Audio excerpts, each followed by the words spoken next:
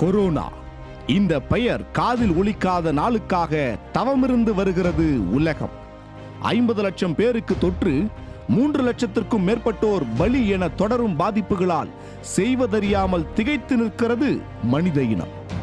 இந்த பெருந்தொற்றுக்கான மருந்தை கண்டுபிடிக்கும் பணியில் விஞ்ஞானிகள் மூழ்கியுள்ள நிலையில் தடுப்பு மருந்து கண்டுபிடிக்கப்பட்டதாக பல்வேறு நாடுகளில் இருந்தும் செய்திகள் வெளியாகி வருகின்றன. ஆனால் இதில் எந்த மருந்தும் கொரோனாவை முற்றிலும் குணப்படுத்தியதாக அதிகாரப்பூர்வ தகவல்கள் வெளியாகவில்லை. கொரோனா வைரசுக்கு பலன் தரக்கூடிய மருந்தை உருவாக்க 1.5 ஆண்டு ஆகும். அது பயன்பாட்டுக்கு வர மேலும் ஓராண்டாகும் என அறிவித்துள்ள உலக சுகாதார நிறுவனம், ஒருவேளை மருந்து கண்டுபிடிக்கப்பட்டாலும் அது உலகின் 780 கோடி மக்களையும் சென்றடையுமா என்பதற்கும் எந்த உத்தரவாதமும் இல்லை. காரணம் நம் கடந்த கால உதாரணங்கள் தான். ஆம், இதற்கு முன் மனிதர்களை தாக்கிய பல உயிர்கொல்லி நோய்களுக்கான தடுப்பு மருந்துகள் அனைத்தும் காப்புரிமைகளின் கீழ் புதைக்கப்பட்டுள்ளன. அப்படி ஒரு நிலை கொரோனா தடுப்பு மருந்துக்கும் ஏற்படலாம். இது நிகழ்ந்தால் பாதிக்கப்பட்டவர்களில் யாருக்கு சிகிச்சை அளிக்க வேண்டும், யாரை புறக்கணிக்க வேண்டும் என தீர்மானிக்கும் உரிமை மருந்து நிறுவனங்களை சென்றடையலாம் என கூறப்படுகிறது. சொல்லப்போனால் நம்மிடம் உள்ள அதீத தொழில்நுட்ப வளர்ச்சியை பயன்படுத்தி கொரோனாவுக்கு எளிதில் மருந்தை கண்டுபிடித்துவிட முடியும். ஆனால் அதை செய்ய விடாமல் தடுப்பதே சில சுயநல மருந்து நிறுவனங்கள் தான் என்னும் அதிர்ச்சி தகவலும் வெளியாகி உள்ளது. ஆம், கொரோனா தொற்று மின்னல் வேகத்தில் பரவி வரும் இந்த வேளையில் புதிதாக ஒரு மருந்தை கண்டுபிடித்து அதை பரிசோதனைக்கு உட்படுத்தி பயன்பாட்டுக்கு கொண்டு வருவதெல்லாம் கால விரயத்தைத்தான் ஏற்படுத்தும் என்று கூறப்படுகிறது. அதனால் ஹைட்ராக்சி குளோரோகுயின், ரெடிம்சிவர் என ஏற்கனவே சந்தையில் உள்ள ஆன்டிபயோட்டிக் மருந்துகள் கொரோனா சிகிச்சைக்கு உதவலாம். இதற்கு தேவையானவை எல்லாம் உலகில் உள்ள அனைத்து முன்னணி மருந்து நிறுவனங்களின் ஒற்றுமை மட்டுமே. இந்த நிறுவனங்கள் தங்கள் வசமுள்ள மருந்து விவரங்களை எல்லாம் வழங்கினால் சூப்பர் கம்ப்யூட்டர்களின் உதவியுடன் அவற்றை பகுப்பாய்வு செய்து சில மணி நேரங்களில் கொரோனாவுக்கான மருந்தை கண்டுபிடித்துவிட முடியும். இது சாத்தியம் என்பதற்கு கடந்த காலங்களில் பல்வேறு முன் உதாரணங்களும் உண்டு. 2018ஆம் ஆண்டில் பெரும்பாலான ஆன்டிபயாட்டிக் மருந்துகள் முழுமையான பலனை தராததால் நோயாளிகளின் எண்ணிக்கை நாளுக்கு நாள் அதிகரித்தது.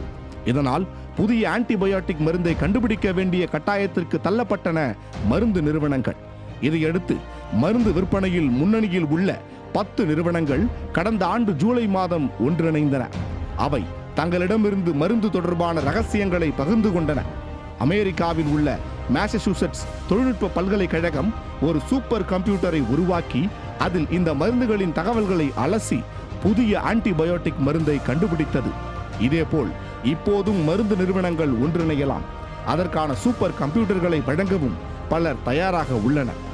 ஆனாலும் ஒரு சில மருந்து நிறுவனங்கள் தற்போதைய சூழலை பல்லாயிரம் கோடி ரூபாய் கொழிக்கும் வணிகமாக பார்ப்பதால் இந்த முயற்சிக்கு முட்டுக்கட்டை போட்டுள்ளதாக கூறப்படுகிறது. உதாரணத்திற்கு, கொரோனா பேரிடர் காலத்திலும் லாபத்தை மட்டுமே குறியாக வைத்து இயங்கி வருகிறது 3M என்ற அமெரிக்க நிறுவனம். உலகம் முழுவதும் அத்தியாவசிய பொருளாக பார்க்கப்படும் N95 முகக்கவசத்திற்கான காப்புரிமை இந்த நிறுவனத்தின் வசம்தான் உள்ளது. பிற முகக்கவசங்களை காட்டிலும் N95 முகக்கவசங்கள் 95% நுண் துகள்களை வடிகட்டும் திறன் கொண்டவை. நாளுக்கு நாள் அதிகரிக்கும் இதன் தேவை காரணமாக N95 முகக்கவசங்களுக்கு உலகம் முழுவதும் தட்டுப்பாடு நிலவி வருகிறது. இதே தரத்துடன் கூடிய முகக்கவசங்களை பிற நிறுவனங்களாலும் தயாரிக்க முடியும். ஆனால் காப்புரிமை காரணமாக அதற்கு தடை விதித்து போட்டியாளர்கள் இன்றி அமெரிக்காவில் கொள்ளை லாபம் ஈட்டி வருகிறது 3M நிறுவனம். இதேபோல் கொரோனா தொற்றுக்கு அமெரிக்காவால் பரிந்துரைக்கப்பட்ட ரெடிம்சிவர் என்னும் மருந்தும் உலக அளவில் காப்புரிமையின் கீழ்தான் அதிக விலைக்கு விற்பனையாகிறது. அறிவுசார் காப்புரிமை என்பது அவசியமான ஒன்றுதான். ஆனால் மனித இனத்திற்கே அச்சுறுத்தல் ஏற்பட்டுள்ள இந்த சூழலிலும் லாபத்தை மட்டுமே நோக்கமாக கொண்ட காப்புரிமைகள் தேவைதானா என்பதே பலரது கேள்வி. இந்தியாவில் ஆண்டுதோறும் நிமோனியா காய்ச்சலால் 1 லட்சத்திற்கும் அதிகமான குழந்தைகள் உயிரிழக்கின்றன. மருந்துகள் இலவசமாகவோ அல்லது மலிவாகவோ கிடைத்தால் அந்த அவலத்தை தடுத்து நிறுத்த முடியும். ஆனால் நிமோனியா தடுப்பூசிக்கு காப்புரிமை வைத்துள்ள Pfizer என்னும் மருந்து நிறுவனம் ஆண்டுதோறும் பல பில்லியன் டாலர் வருவாய் ஈட்டி வருகிறது. 1996ஆம் ஆண்டு அமெரிக்காவில் சில மருந்து நிறுவனங்கள் ஒன்றிணைந்து HIV சிகிச்சைக்கான மருந்துகளை சந்தைக்கு கொண்டு வந்தன. இதன் மூலம் HIV-யை முழுமையாக குணப்படுத்த முடியாவிட்டாலும் அந்த நோயை கட்டுப்படுத்துவதில் இந்த மருந்துகள் வெற்றி கண்டன. ஆனால் இதன் விலையோ 4 லட்சம் ரூபாய். இதனால் இந்தியா மற்றும் ஆப்பிரிக்க நாடுகளை சேர்ந்த HIV நோயாளிகளுக்கு இந்த மருந்து எட்டாக்கனியாக மாறியது. பல லட்சக்கணக்கான மக்கள் நோய்வாய்ப்பட்டு இறந்த பின்னர்தான் 2004ஆம் ஆண்டு இந்தியா மற்றும் தென்னாப்பிரிக்கா நாடுகளில் இந்த சிகிச்சையை பயன்படுத்த முடிந்தது. இன்றைய சூழலில் தலைவலி, வயிற்று வலி போன்ற சாதாரண உடல் உபாதைகளுக்கு மருந்து வாங்க செல்பவர்களுக்கு அதற்கான மருந்துதான் உண்மையில் தரப்படுகிறதா என்றால் இல்லை என தெரிவிக்கின்றன சர்வதேச ஆய்வு முடிவுகள். ஆம், பிராண்டட் மருந்து என்னும் பெயரில் நடைபெறும் மோசடிகள் பல்வேறு காலகட்டத்தில் அம்பலமாகி உள்ளன.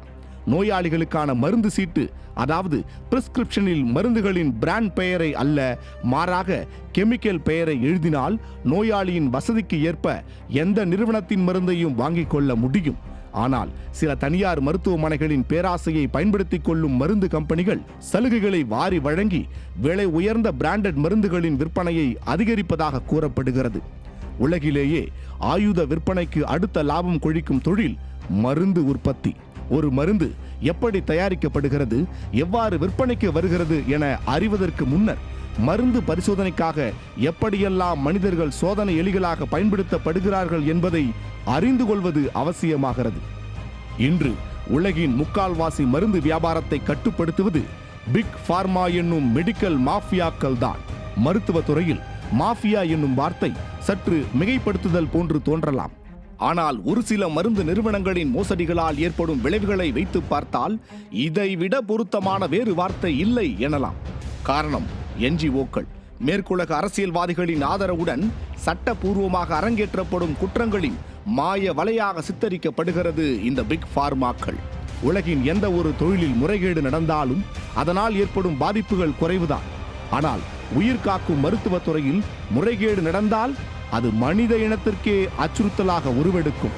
ஆனால் இதை பற்றியெல்லாம் பிக் பார்மாக்கள் கவலைப்படுவது இல்லை என்பதை அதன் கடந்த கால வரலாறுகளே உணர்த்துகின்றன.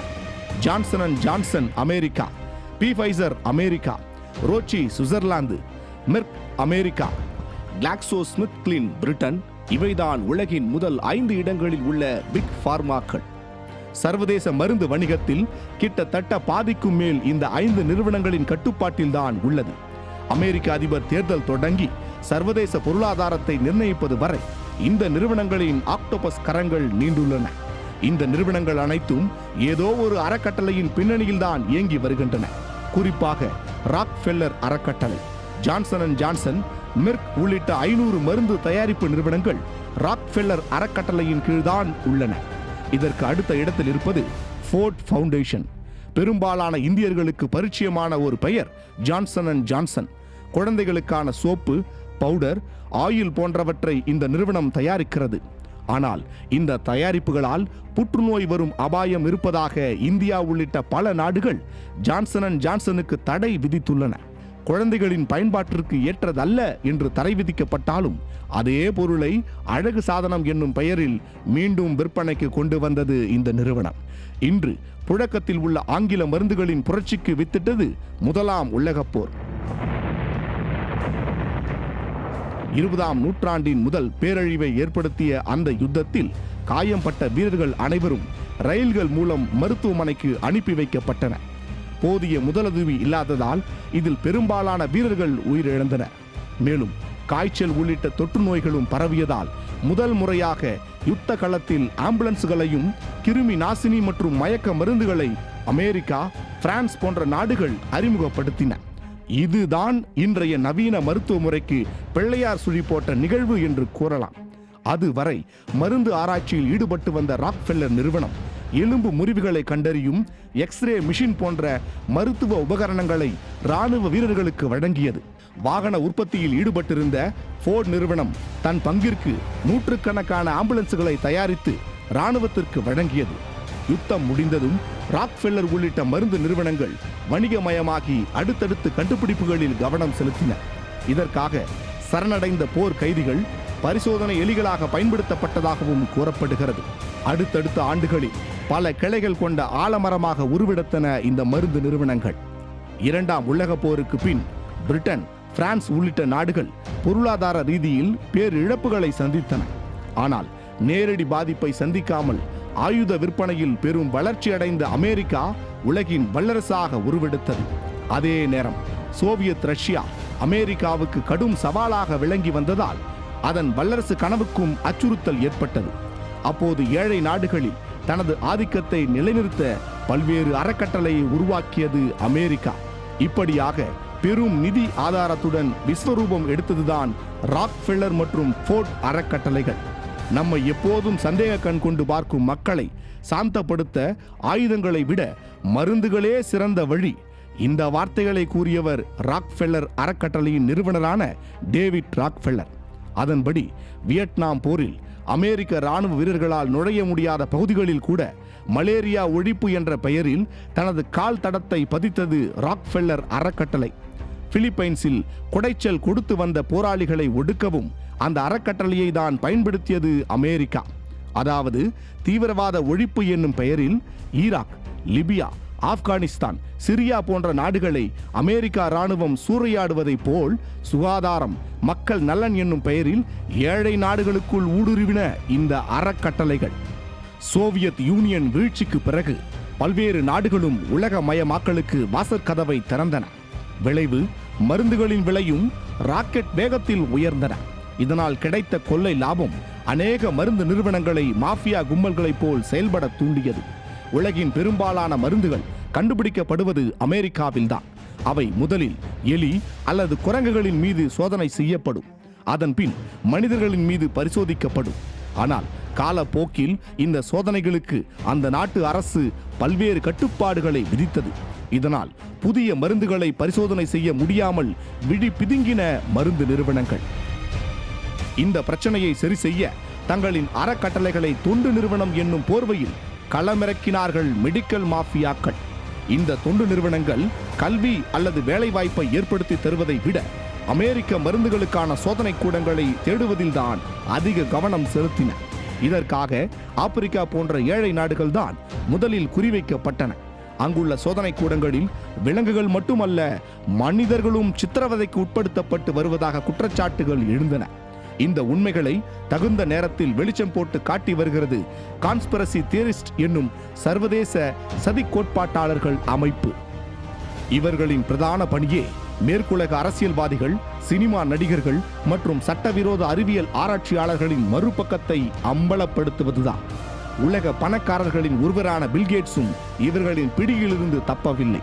மெலிண்டா கேட்ஸ் என்னும் பெயரில் இயங்கி வரும் பில்கேட்ஸின் அறக்கட்டளை மெடிக்கல் மாஃபியாக்களின் புதிய மருந்தை சட்டவிரோதமாக மனிதர்களின் மீது பரிசோதிக்க எப்படியெல்லாம் உதவி செய்தது என்பதை இந்த அமைப்பு அம்பலப்படுத்தி உள்ளது. 2010ஆம் ஆண்டில் முதலாக புதிய மருந்துகளுக்கான பரிசோதனையை ஆப்பிரிக்காவில் தொடங்கியது பில்கேட்ஸின் அறக்கட்டளை. கிளாக்ஸோஸ்மித்க்லைன் என்னும் மலேரியா தடுப்பூசி 5000க்கும் மேற்பட்ட ஆப்பிரிக்க குழந்தைகளின் மீது பரிசோதிக்கப்பட்டது. இதன் விளைவாக 151 குழந்தைகள் பரிதாபமாக உயிர் இழந்ததுடன் 1000க்கும் மேற்பட்ட குழந்தைகள் முடக்குவாதம், வலிப்பு நோய் போன்ற கடுமையான பக்கவாதங்களால் பாதிக்கப்பட்டதாக சர்ச்சை வெடித்தது. ஆனாலும் நடந்ததை மூடி மறைத்து மருந்து பரிசோதனை மாபெரும் வெற்றி பெற்றதாக அறிவித்தது மெலிண்டா கேட்ஸ் நிறுவனம். அத்துடன் இதை உலகம் முழுவதும் விநியோகம் செய்யும் உரிமையையும் கிளாக்ஸோஸ்மித்க்லைன் என்னும் நிறுவனத்திற்கு பெற்றுக் கொடுத்தது. காரணம், பிக் பார்மாக்களின் ராக்ஃபெல்லர் அறக்கட்டளை ஆதிக்கம் செலுத்தியது போல் சமீப ஆண்டுகளாக ஏகபோகமாக வளர்ந்து வருகிறது பில்கேட்ஸின் அறக்கட்டளை. மெர்க், ஃபைசர், கிளாக்ஸோஸ்மித்க்லைன் போன்ற நிறுவனங்களின் பெரும் முதலீடு செய்துள்ளார் பில்கேட்ஸ். இவரது அறக்கட்டளை ஏழை நாட்டு மக்களை வெறுமனே சோதனை எலிகளாக மட்டும் பார்க்கவில்லை. மாறாக மேற்குலக நாடுகளில் போனியாகாத மருந்துகளை முறைகேடாக விற்பனை செய்து வருவதாகவும் கூறப்படுகிறது. அமெரிக்காவில் நார்ஃப்ளான்ட் என்ற கருத்தடை சாதனம் பக்க விளைவுகளை ஏற்படுத்தியதால் பாதிக்கப்பட்ட 30,000க்கும் மேற்பட்டோர் நீதிமன்றத்தில் வழக்கு தொடர்ந்தனர். இதனால் அமெரிக்க சந்தையில் நார்ஃப்ளான்ட்டுக்கு தடை விதிக்கப்பட்டது. ஆனால் இக்கருத்தடை சாதனத்தின் பெயரை ஜேடல் என மாற்றி ஆப்பிரிக்காவில் விற்பனை செய்தது கேட்ஸ் அறக்கட்டளை. மெடிக்கல் மாஃபியாக்களின் கொடூர கரங்கள் இந்தியாவையும் விட்டு வைக்கவில்லை. சர்வதேச அளவில் கடும் எதிர்ப்புகளை சந்தித்த ஏராளமான மருந்துகள் நம் நாட்டிலும் பரிசோதனை செய்யப்பட்டுள்ளன. 2010ஆம் ஆண்டு பில்கேட்ஸ் அறக்கட்டளையும் பாத் என்ற அரசு சாரா நிறுவனமும் சேர்ந்து HPV என்ற கர்ப்பப்பை புற்றுநோய்க்கான தடுப்பூசிகளை நாடு முழுவதும் உள்ள 20,000க்கும் மேற்பட்ட பழங்குடியின சிறுமிகளுக்கு செலுத்தப்பட்டன. இந்த பாதிப்பால் 7 பழங்குடியின சிறுமிகள் அநியாயமாக உயிரிழந்தனர். 1000க்கும் மேற்பட்ட சிறுமிகள் இன்று வரை பக்க விளைவுகளால் சித்திரவதைகளை அனுபவித்து வருகின்றனர். இதேபோல் மத்திய பிரதேசத்தில் உள்ள இந்தூர் அரசு மருத்துவமனையில் ஜான்சன் அண்ட் ஜான்சன், கிளாக்ஸோ போன்ற மருந்து நிறுவனங்கள் அரசு மருத்துவர்கள் உதவியுடன் ஆரோக்கியத்துடன் இருந்த 2000 பச்சிளம் குழந்தைகள் மீது புற்றுநோய், ஆஸ்துமா, இதய நோய், போலியோ போன்ற மருந்துகளை பரிசோதனை செய்தன. பல குழந்தைகள் பக்க விளைவுகளால் பாதிக்கப்பட்டது அதிர்வலைகளை ஏற்படுத்தியது. இதேபோல் டெல்லி எய்ம்ஸ் அரசு மருத்துவமனையில் 4000க்கும் மேற்பட்ட குழந்தைகள் மீது உயர் இரத்த அழுத்த நோய்களுக்கான மருந்து பரிசோதிக்கப்பட்டது. இதில் பரிதாபமாக 49 குழந்தைகள் உயிரிழந்தன.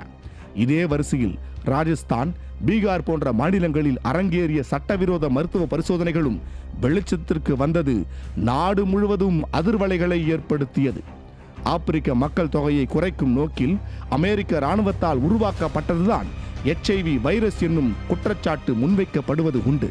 தென்னாப்பிரிக்க முன்னாள் அதிபர் தாபோ மிபிக்கி, அமைதிக்கான நோபல் பரிசு பெற்ற வாங்காரி மாத்தாய் போன்றவர்கள் இந்த குற்றச்சாட்டை பகிரங்கமாகவே அமெரிக்காவின் மீது சுமத்தி உள்ளனர். இந்த வரிசையில் எபோலா, ஜிகா போன்ற வைரசுகளும் திட்டமிட்டே பரப்பப்பட்ட ஒன்று என்றும் இதை பயன்படுத்தி மருந்து நிறுவனங்கள் லாபமீட்டி வருவதாகவும் உறுதிப்படுத்தப்படாத தகவல்கள் இணையதளத்தில் உலா வருகின்றன. அத்துடன் உலகம் முழுக்க கொரோனா வைரஸ் பரவ பில்கேட்ஸ் தான் காரணம் என அமெரிக்க அதிபர் டிரம்பின் நெருங்கிய நண்பர் கூறியது அந்த நாட்டில் அதிர்வலைகளை ஏற்படுத்தி உள்ளது. ஆம், கடந்த ஆண்டு நடைபெற்ற கருத்தரங்கு ஒன்றில் பேசிய பில்கேட்ஸ் விரைவில் சூப்பர் வைரஸ் ஒன்று உலகை தாக்கும், அதிலிருந்து தற்காத்துக் கொள்ளும் நடவடிக்கைகளை தீவிரப்படுத்த வேண்டும் என்று தெரிவித்திருந்தார். மேலும் எபோலா போல் இல்லாமல் இந்த வைரஸ் அறிகுறிகளை வெளிப்படுத்தாமல் பரவும் என்றும் அவர் கூறினார். கிட்டத்தட்ட கொரோனா என்னும் பெயரை மட்டும் சொல்லாமல் இப்போது நடப்பதையெல்லாம் எப்படி முன்பே பில்கேட்ஸால் கணிக்க முடிந்தது என பலரும் சந்தேகத்தை வெளிப்படுத்தினர். இந்த வரிசையில் அமெரிக்க அதிபர் டிரம்பின் நெருங்கிய நண்பரான ரோஜர் ஸ்டோன் கொரோனா வைரஸ் பரவியதில் பில்கேட்ஸுக்கு முக்கிய பங்கு உண்டு என நேரடியாகவே குற்றம் சாட்டி உள்ளார். நான் கூறுவது சரியோ தவறோ, ஆனால் இது குறித்து விவாதிப்பது அவசியம் என அவர் தொடர்ந்து வலியுறுத்தி வருகிறார். இதேபோல் மருந்துகளின் விலையேற்றத்திற்கு பில்கேட்ஸ் உதவுவதாக குளோபல் ஜஸ்டிஸ் என்னும் அமைப்பு விமர்சித்துள்ளது. குறிப்பாக மலேரியா, போலியோ போன்ற உயிர்கொல்லி நோய்களுக்கு எதிராக பில்கேட்ஸின் அறக்கட்டளை ஒதுக்கும் பணம் மருத்துவ சந்தையில் மிகப்பெரிய அதிர்வலை ஏற்படுத்தி இருப்பதாகவும், இதன் மூலம் பிக் பார்மாக்களின் மருந்துகள் பல மடங்கு விலை உயர்ந்துள்ளதாகவும் அந்த அமைப்பு தெரிவித்துள்ளது. விவசாயத்தை தூக்கி நிறுத்த முயற்சி மேற்கொள்வதாக தெரிவிக்கும் மெலிண்டா கேட்ஸ் அறக்கட்டளை உண்மையில் செயற்கை உரம், காப்புரிமை பெற்ற விதைகளைத்தான் விளம்பரப்படுத்தி வருவதாகவும் ஆய்வு அறிக்கைகளை வெளியிட்டுள்ளது. இதனால் அமெரிக்க சமூக ஊடகங்களில் பில்கேட்ஸுக்கு எதிரான கருத்துக்கள் நாள்தோறும் ரெக்கை கட்டி பறக்கின்றன. கடந்த 15 வருடங்களில் கேட்ஸ் அறக்கட்டளை சமூக சேவை தொண்டுகளுக்காக மட்டும் இதுவரை $35 பில்லியன் செலவிட்டிருக்கிறது. இதன் மூலம் தீவிர வறுமையிலிருந்து உலகம் மீண்டுள்ளது. குழந்தைகள் இறப்பு மற்றும் மலேரியா நோயினால் ஏற்படும் இழப்பு பாதியாக குறைந்துள்ளது. மேலும் மகப்பேறு காலத்தின் போது பெண்கள் இறப்பது 50% குறைந்திருப்பதாகவும், புதிதாக HIV-யால் பாதிப்புக்கு உள்ளானோர் எண்ணிக்கை 40% குறைந்திருப்பதாகவும், இதெல்லாம் தங்களின் அறக்கட்டளை மூலமே சாத்தியமானதாகவும் மெலிண்டா கேட்ஸ் அறக்கட்டளை விளக்கம் அளித்துள்ளது. மருந்து வர்த்தகத்தில் ஆதிக்கம் செலுத்தும் பிக் பார்மாக்கள் தான் உலக சுகாதார அமைப்பின் பிரதான நன்கொடையாளர்களாகவும் உள்ளனர். இதனால் அவர்களின் சொல் கேட்டு உலக சுகாதார நிறுவனம் செயல்படுவதாகவும் குற்றச்சாட்டுகள் முன்வைக்கப்பட்டுள்ளன. இதற்கு சமீபத்திய உதாரணமாக உலக சுகாதார அமைப்பில் இருந்து வெளியேறி உள்ளது மடகாஸ்கர். ஆம், கொரோனா தொற்றுக்கு இயற்கை மூலிகைகளின் மூலம் மருந்து கண்டுபிடித்துள்ளதாக அறிவித்தது மடகாஸ்கர் அரசு. ஆனால் தங்களை அறிவு ஜீவிகளாக நினைக்கும் மேற்குலக நாடுகள் ஆப்பிரிக்காவில் இருந்து வந்திருக்கும் இந்த கண்டுபிடிப்பை உள்நோக்கத்துடன் புறக்கணிப்பதாக தெரிவித்துள்ளார் அந்த நாட்டு அதிபர் Andry Rajoelina. So today I think that I am convinced, in fact, that history will prove us right. But today there are already 2 cases that have been cured with the COVID organics. But we'll actually see what happens next. அத்துடன் இந்த மூலிகை மருந்து தோல்வி அடைய உலக சுகாதார நிறுவனம் $20 million லஞ்சமாக தர முன்வந்ததாகவும் குற்றம் சாட்டினார். இதனால் தங்களுக்கென ஒரு கூட்டமைப்பை கட்டி எழுப்புவதற்காக அனைத்து ஆப்பிரிக்க நாடுகளையும் சர்வதேச அமைப்புகளிலிருந்து வெளியேறுமாறு அழைப்பு விடுத்திருக்கிறார் அவர். உலகிலேயே பொது மருத்துவம் மிக தீவிரமாக தனியார் மயமாக்கப்பட்டுள்ள நாடு அமெரிக்கா. அந்த நாட்டில் $1000 இல்லாமல் ஒரு பல்லை கூட பிடுங்க முடியாது. அந்த அளவு அமெரிக்காவில் உச்சத்தில் உள்ளது மருத்துவ செலவு. அங்கு மருத்துவ காப்பீடு இல்லாதவர்கள் சிகிச்சை பெறுவது குதிரை கொம்புக்கு சமம். உதாரணமாக, இரட்டை கோபுர தாக்குதலின் போது இடிபாடுகளை அப்புறப்படுத்தும் பணியில் ஈடுபட்டிருந்த நூற்றுக்கணக்கான தொழிலாளிகள் தொற்று நோய்க்கு ஆளாகினர். ஆனால் காப்பீடு இல்லாததால் அமெரிக்க மருத்துவமனைகள் சிகிச்சை அளிக்க மறுத்துவிட்டன. அப்போது 9/11 என்னும் ஆவணப்படத்தை இயக்கிய மைக்கேல் மூர் என்ற இயக்குனர் பாதிக்கப்பட்ட தொழிலாளர்களை கியூபாவிற்கு அழைத்து சென்று சிகிச்சை பெற வைத்தார். அமெரிக்க பொது மருத்துவத்துடன் ஒப்பிடும்போது இந்திய பொது மருத்துவம் எவ்வளவோ மேல். நம் நாட்டில் உள்ள ஆரம்ப சுகாதார நிலையங்கள் அனைத்தும் அரசை சார்ந்துதான் உள்ளன. சிகிச்சையும் இலவசம் என்பதால் இந்திய கிராமப்புற மக்களின் சராசரி ஆண்டு மருத்துவ செலவு வெறும் $100 தான் உள்ளது. நம் ஊரில் சாதாரண உடல்நல கோளாறுகளுக்கு கூட சில மணி நேரத்தில் மருத்துவரை அணுக முடியும். அறுவை சிகிச்சைகள் என்றால் 2 நாட்களில் சாத்தியம். ஆனால் அமெரிக்கா போன்ற மேலை நாடுகளில் மருத்துவரை சந்திக்கவே குறைந்தபட்சம் 1 வாரம் காத்திருக்க வேண்டும். அறுவை சிகிச்சை என்றால் 4 முதல் 6 மாதங்கள் கூட ஆகலாம். இத்தனைக்கும் அந்த நாடுகளை விட மிக குறைந்த எண்ணிக்கையிலான மருத்துவர்களை கொண்டே இதை சாதித்துள்ளது இந்தியா. நம் நாட்டில் மக்கள் தொகை அதிகம் என்பதால் உலகிலேயே இந்திய மருந்து சந்தைதான் மிக பெரியது. இங்கு ஆண்டுக்கு 2 லட்சம் கோடி ரூபாய் மருந்து வியாபாரம் நடைபெறுகிறது. இந்தியாவில் தயாரிக்கப்படும் மருந்துகளின் விலை மிகவும் குறைவு என்பதால் 150க்கும் மேற்பட்ட நாடுகளுக்கு இந்திய மருந்துகள் ஏற்றுமதி செய்யப்படுகின்றன. ஆனால் இந்தியர்கள் பலரும் வெளிநாட்டு நிறுவனங்களின் மருந்துகளைத்தான் அதிகம் பயன்படுத்துகின்றனர். காரணம் இதன் பின்னணியில் உள்ள மருந்து அரசியல்தான். உதாரணமாக, நீங்கள் மருந்தகத்திற்கு சென்று மருந்து சீட்டை நீட்டுகிறீர்கள் என்று வைத்துக் கொள்ளுங்கள். அதில் குறிப்பிடப்பட்டுள்ள ஒரு மாத்திரை $500 என உங்களுக்கு கடைக்காரர் பதிலளிக்கின்றார். அதிர்ச்சியில் 500 என கேட்டால் 1 நிமிடம் தயங்கி இதே மருந்துகள் மலிவு விலையிலும் உள்ளதாக கூறுவார் கடைக்காரர். மருந்தில் கூடவா மலிவு பதிப்பு என உங்களுக்கு குழப்பம் ஏற்படலாம். ஒருவேளை மருத்துவர் கூறிய மருந்தை வாங்காவிட்டால் ஏதேனும் ஏடாகுடம் ஆகிவிடுமோ என இறுதியில் அதிக பணத்தை செலவழிப்பீர்கள். இதுதான் மெடிக்கல் மாஃபியாக்களின் வெற்றி. ஆம், உலகம் முழுவதும் உள்ள மருந்தகங்களில் ஒரே மூலக்கூறுகளை கொண்டே இருவேறு மருந்துகள் விற்பனைக்கு கிடைக்கின்றன. ஒன்று நாம் முன்பே பார்த்தது போல் பிராண்டட் மருந்து, இரண்டாவது ஜெனரிக் மருந்து. பிராண்டட் மருந்துகளை காட்டிலும் ஜெனரிக் மருந்துகள் மிக மிக விலை குறைவானவை.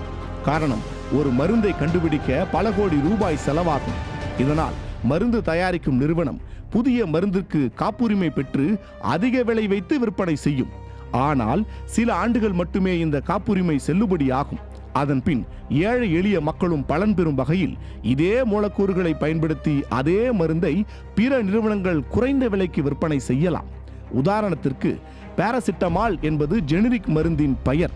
கால்பால், குளோசின் என்பவை பாராசிட்டமாலின் மூலக்கூறுகளை கொண்ட பிராண்டட் மருந்துகள்.